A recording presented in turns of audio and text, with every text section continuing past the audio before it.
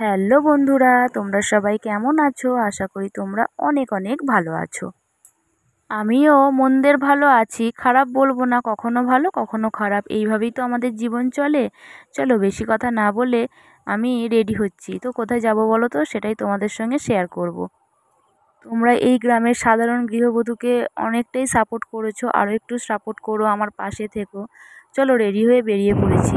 দেখো বন্ধুরা, এই যে এটা হচ্ছে আমাদের রাস্তা, আমরা যাচ্ছি তারকেশ্বর। বাড়ি থেকে তারকেশ্বর যেতে বেশিক্ষণ সময় লাগে না। তো চলো তোমাদেরকে দেখাই।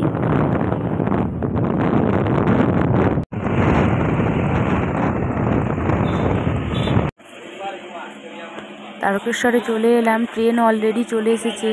তারপরে আমরা যাব শেওড়াফুলিতে গঙ্গা স্নান করতে, মা গঙ্গা দেবীর কাছে যাব। এই যে আমি আর মিস্টার বসে আছি, জায়গা পেয়েছিলাম, ফাঁকাই ছিল, তারপরে আস্তে আস্তে ভিড় হয়ে গেছিলো। তারপরে এই যে শেওড়াফুলি স্টেশনে নেমে পড়লাম বন্ধুরা। তো মিস্টার আমাকে একটু ক্যামেরা ধরে দিতে সাহায্য করলো। আর শাড়ি পরিনি, কারণ শাড়ি পরলে একটু অসুবিধা হয় স্নান করার সময়, ওই জন্যই চুড়িদার পরেই গিয়েছিলাম। তো সবাই দর্শন করে নাও মা গঙ্গাকে, মা গঙ্গা দেবীকে। তো দেখো বন্ধুরা, ফার্স্ট টাইম দেখলাম গঙ্গা স্নানে ভিড় ছিল না, একদমই অল্প লোকজন ছিল। আর এত গরমে রোদ্দুর, কি বলবো তোমাদেরকে, সকাল 8টা বাজে, 8টা কি 9টা বাজে, তার মধ্যেই দেখেছো মা গঙ্গা। তো ভিডিও ক্যামেরা আমার হাজব্যান্ড মানে আমাদের মিস্টার পছন্দ করে না, জোর করে একটুখানি ভিডিও করিয়েছিলাম, তারপরে আমি চলে গেলাম স্নান করতে। একটা পুজোর ডালাও নিয়েছিলাম, ভাসিয়ে দিলাম। তারপরে এই যে স্নান করে নিলাম, আগে আমি করেছিলাম, তারপরে মিস্টার করেছিল। তো হয়েছে কি, আমার দাদু মারা গিয়েছিল গত 1 মাস হলো। তো সেই জন্য গঙ্গা স্নান করা হয়নি। চলো গঙ্গা স্নান হয়ে গেছে, এবার মায়ের দর্শন করে নাও বন্ধুরা তোমরা।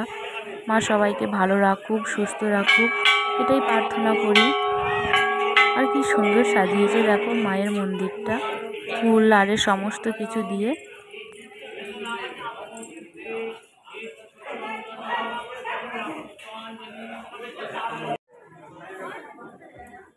সত্যি কথা বলতে কি, ঠাকুরস্থানে শাড়ি পরলেই বেশি ভালো লাগে, আর শাড়ি পরতে আমি পছন্দও করি, কিন্তু নিরুপায় হয়ে চুড়িদার বা জামা পরতে হয়েছিল, কারণ শাড়ি পরলে একটু অসুবিধা হয় স্নান করার পর। তারপরে প্রচণ্ড খিদে পেয়ে গেছিলো, মিস্টার গেছে খাবার আনতে, আমি ততক্ষণ মায়ের মন্দিরে বসেছিলাম।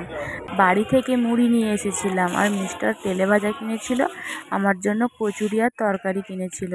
দিয়ে খেয়ে দিয়ে দুজনে বেরিয়ে পড়লাম, কারণ প্রচণ্ড রোদ গরম, দেরি করলে দেরি হবে। এই যে তারপরে স্নান টান করে শেওড়াফুলি স্টেশনে চলে এলাম। তো দেখো বন্ধুরা, যখন নামলাম প্রচণ্ড রোদ, গরমে কষ্ট হচ্ছিল। ভাগ্যিস এই ইলেকট্রিক সিঁড়িগুলো ছিল, তো মানে ওভারব্রিজ দিয়ে উঠতে একটু কষ্ট হলো। তো তারপরে শেষে আমাদের বাস স্টপেজে এসে আমরা একটু আখের জুস খেয়ে নিয়েছিলাম। তোমরা ভালো থেকো বন্ধুরা, বাই বাই।